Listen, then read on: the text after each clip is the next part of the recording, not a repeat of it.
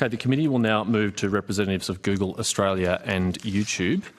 For the Hansard record, could you please state your name and the capacity in which you appear before the committee today?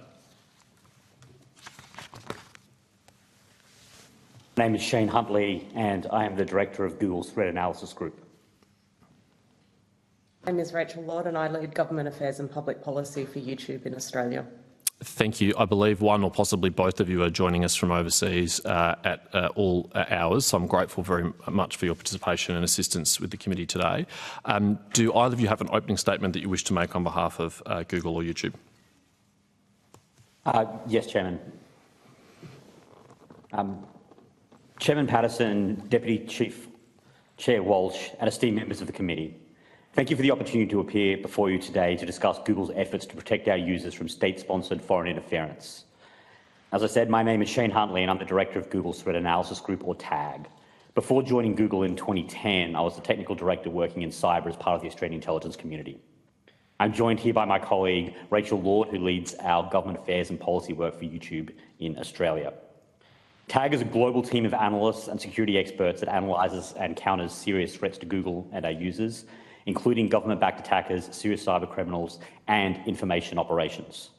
I am based in Australia, from where I lead the global operations and engage with governments around the world. TAG works closely with our product teams such as YouTube and Mandiant to ensure best-in-class detection and protection against security threats, including cyber-enabled foreign influence. We publicly release information about our operations that we disrupt in order to increase awareness of these threats and prevent future malicious activity. And we've invested heavily over many years to counter attempts to deceive, harm or take advantage of users, including by developing industry-leading capabilities. And we protect against spam, malware, content farms. Our team studies zero-day vulnerabilities, that is, vulnerabilities unknown to the rest of the world, in hardware and software systems depending on users, including in Australia and around the world. And we try not to mitigate just security risks, we work to eliminate entire classes of vulnerabilities. We in TAG track over 270 targeted or government-backed attacker groups from more than 50 countries. We publish a quarterly bulletin about actions we take against accounts that we attribute to coordinated influence campaigns. For the first quarter of 2023, we reported disabling influence campaigns originating from groups in Poland, Russia, Iran, Albania, Azerbaijan, China, Israel, Venezuela and Nigeria. In 2022, we disrupted over 50,000 instances of activity from a spammy influence network linked to China, known as Dragon Bridge, also known as Spamiflage Dragon. We've terminated over the life 100,000 Dragon Bridge accounts in this network's lifetime, reflecting a continued focus on this actor and success in scaling our detection efforts across Google products. Despite their scale, Dragon Bridge have retrieved practically no organic engagement with real viewers. In 2022, the majority of their channels had 10 subscribers when Google disrupted them, and over 80% of Dragon Bridge videos had fewer than 100 views. We are particularly focused on disrupting coordinated influence operations on YouTube. For example, in the first quarter of 2023, we terminated more than 900 YouTube channels linked to Russia and more than 18,000 linked to China as part of our investigations into coordinated information operations. These actions are in addition to YouTube's ongoing enforcement of community guidelines, which resulted in the removal of more than 5.6 million videos globally in the fourth quarter of 2022. While we have not seen any recent significant coordinated operations targeting Australia, when we do detect attempts to conduct coordinated influence operations on our platforms, whether state-based or otherwise, we swiftly remove content from our platforms, we terminate these actors' accounts. We take steps to prevent future attempts by the same actors and routinely exchange information and share our findings with others in industry and with the governments. We also issue warnings to our users whenever we believe they have been targeted by a government-backed attack. We have a long history of countering commercial surveillance tools as well, including threats from the NSO groups Pegasus, spyware and zero-day exploits. And we've published information on a segment of attackers that we call Hack for Hire that focuses on compromising accounts and exfiltrating data as a service. Across all of our products, we incorporate industry-leading security features such as Google's safe browsing for search, protections in Gmail to prevent spoofing, phishing and spam, and a rigorous security program for the Android operating system to prevent successful attacks on phones. And we have security features through the Google account, which is through which users sign into YouTube and other services such as two-factor authentication and sign-in notifications. And we also provide leading tools to protect important civil society actors such as journalists and human rights and campaign organisations, such as Project Shield to defend against denial of services. As an industry leader, Google is committed to countering serious threats against our users, including from foreign adversaries, and we're investing accordingly. Google is committed to partnering with the Australian government to ensure a stronger and safer digital future for all Australians. I thank the committee for your attention on this critical issue and look forward to answering your questions. Thank you very much, Mr Huntley. Ms Lord, do you have anything to add to that, or was that for both of you? Great, thank you very much. That's on behalf of both of us. Great. Look, I'm really grateful for Google's participation in the inquiry. Your opening statement was useful, as was your submission and engagement with the committee in this parliament and the previous one. I've some specific and some general questions. There was an Australian Strategic Policy Institute report recently named Frontier Influences the New Face of China's Propaganda. And it describes a set of YouTube accounts that, quote, mainly feature China-based ethnic minority influences from troubled frontier regions of Xinjiang, Tibet and Inner Mongolia that are being used as propaganda tools by Beijing. The report claimed that at the time, despite YouTube being blocked in China, these networks were able to monetise their content, which included disinformation as part of CCP propaganda. What has Google's response been to that report and this broader problem of state-backed propaganda outfits putting content on your platform and then also seeking to monetise it?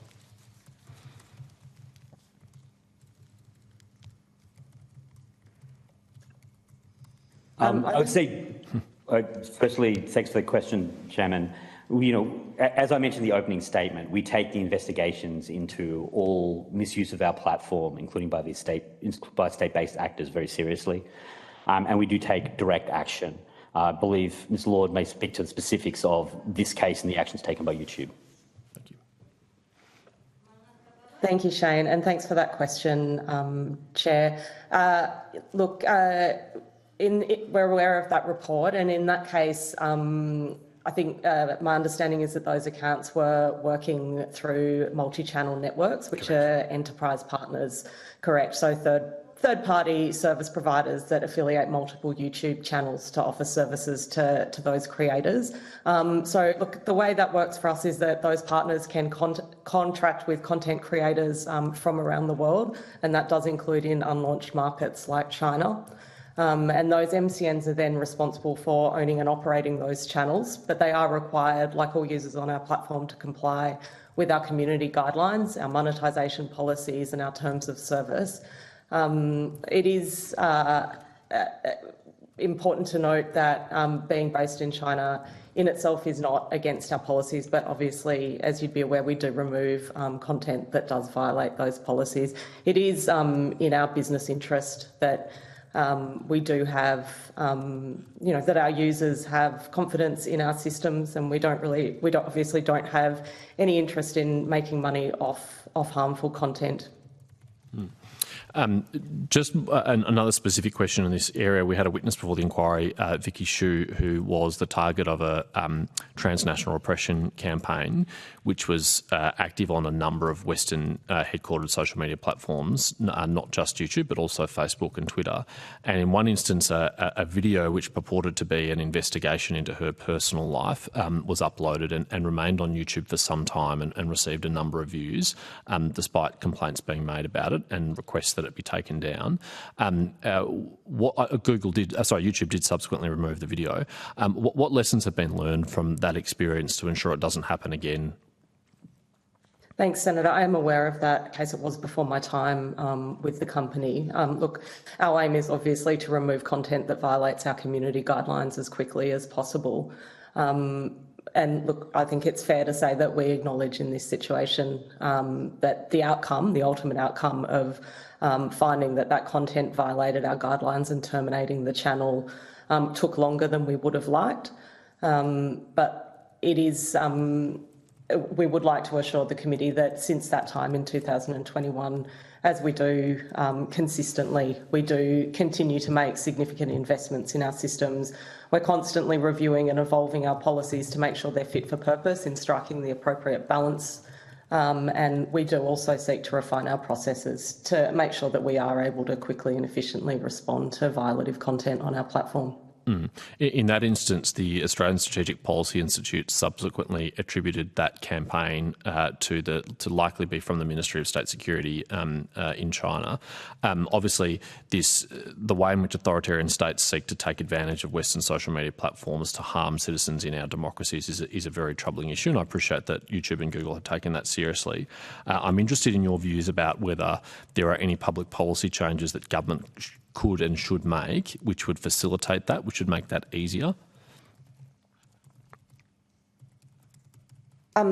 Sorry, can I just ask you to repeat that question again? Yeah. Public policy changes. Sure. Look, any kind of changes that this committee could recommend to government that would make it easier for platforms to understand their responsibilities and to give effect to removing this kind of transnational repression campaigns that target citizens in our democracy. Sure. Look, I mean, at the highest level, it's just important for the committee to note that obviously we comply with any local legal obligations or requirements. So if content like this was illegal in Australia, it would be removed. And then we also seek to, as I mentioned, enforce our community guidelines and remove violative content as quickly as possible. We're always open to working with governments on suggestions and providing input. I'd be happy to hear any more specific suggestions that the committee might have. We can discuss them in further detail, and I'm happy to defer to Shane to see if he's got anything further to add on this question. No, I believe we have, on our side, we have all the policy tools to take action. We have strong policies against this. I believe and we do have a very good relationship, we believe, with the Australian government agencies. As always, we make sure that those relationships are maintained, and we are always open, as said, to getting leads, getting information, and getting any information that the Australian government can provide on this activity to help us take action, as we have common interest here in taking action against these threats. Mm-hmm. One specific proposal that is likely to be before the Parliament soon is a draft bill targeting misinformation and disinformation that empowers ACMA to enforce codes with social media platforms, including significant financial and even potential criminal penalties for failure to comply. I know Google will be considering its response more broadly to that and no doubt participating in that inquiry process. But do you have any preliminary views on the wisdom or otherwise of this approach? Yep, I'm happy to take that question, Senator. Obviously, we are aware of that legislation, and it's fair to say that our teams internally are still, reaching a position, a formal position, and on the draft bill.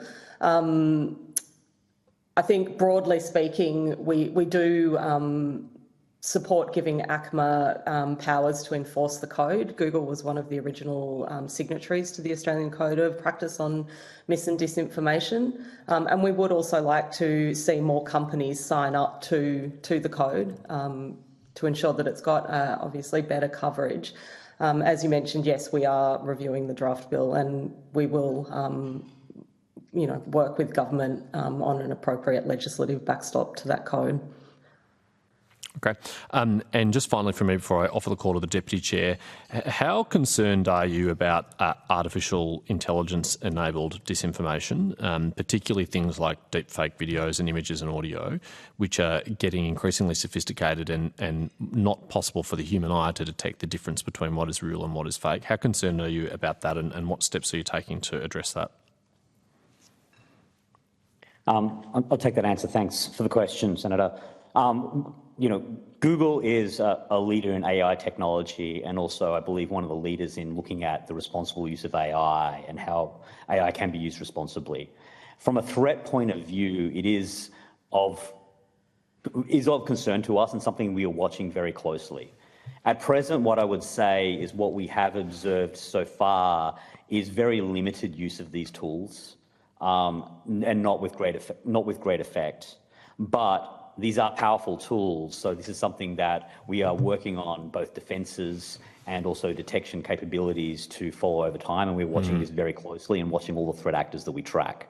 I'd also note that AI and these tools represent an opportunity as well, and AI is used extensively in my team and other teams in security in order to do the detection, to allow us to scale the defence of operations and to actually do it. And I think this is a place, like in many places in computer security, where this is going to be somewhat of an arms race between attackers and defenders, and that's why we're investing so much on the defence side to make sure that as the attackers are not able to use these new tools to gain an upper edge. But it is something that is very close to the interests of my team, and we are investing in this capability. Yeah, I appreciate that. And I'm generally someone who's positive about the benefits of AI, but obviously there are risks to be managed. Just on that detection capability, how technically feasible is it today to automatically identify and therefore proactively label content that was generated by AI so that, users of your platforms can easily distinguish between the two? I'd say that that's a very tough research problem at present. And I also think it's going to be a complex problem going forward as these AI tools become more common, that I think they are going to be commonly used not just for disinformation, but like a lot of content is going to be created in some form in the future with some assistance by AI. So I don't think detection and hard barriers is actually going to be an easy problem or a solution to this long term, but it is something we're definitely exploring. And I think we have researchers on the cutting edge of doing this detection work, and we're actively pursuing it as well. And you can imagine there's completely legitimate uses for it. I mean, if you want to create a cartoon for children for entertainment purposes, you could use AI perfectly harmlessly to do that. Even if you're a photographer who's taking still photos of real events, just to clean up that image with AI and not in a way to distort it, that can be entirely legitimate. But unfortunately, there will be actors out there who will create entirely fictitious content to try and trick people, either for financial crime motivations or for geopolitical motivations. If we're not able to kind of proactively identify and label it, I think that's a big problem for democracies, isn't it? Yeah, I'd say this is a very serious challenge for us that we are grappling with at present and investing, as I said. I think we'd also add, and maybe Mr. Lord-Can as well, that we also have this problem for non-AI content, and we enforce our guidelines, and the sort of behaviour and kind of material would be enforced whether it was generated by AI or humans or anything in between. So the nature of the AI in some ways doesn't totally change the nature of the threat as well under all circumstances. But this is a very rapidly evolving field, changing literally week by week, and we are staying on the cutting edge of this field to counter these threats. Okay.